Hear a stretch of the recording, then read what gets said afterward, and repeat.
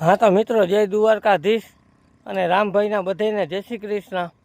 હમણાં વિડીયા પણ નહીં આવતા હોય કેમ કે હમણાં 5-6 દીથી એવા કામમાં ફસાઈ ગયા હઈ। પણ અહીંયા ચણ કાયમી નાખી જતા ને ચણ આજે હાવ પતી ગયો તો જો આ બાજરાનું બાચકું લઈ આવ્યો હું ચણનું। અને એક આપણે ભગવાનજીભાઈ મોહનભાઈ ધારવિયા તરફથી એના દીકરાનો જન્મદિવસ હતો 17 તારીખે, એને થોડાક ચોખા આપ્યા છે દાનમાં।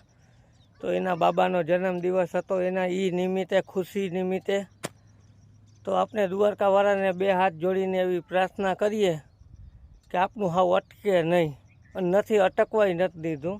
પણ જો હાવ આ ચણ પતી ગયું હતું તો આપણે બાચકું લઈ આવ્યા હોય દિનેશભાઈની દુકાનેથી।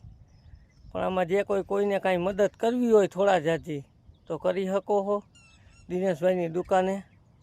અને હમણાં વિડીયા હજી આવી રીતના જ હાલશે કેમ કે હમણાં વાડીનું કામ વધી ગયું છે, પોચાણ ક્યાંય થતી નથી। કાંઈ આપણે અહીંયા ચણ ખાલી નાખી જાય છે, વિડીયો બને તો બને, નાય બને, આવે ત્યારે જોતા રહેજો। જય દ્વારકાધીશ।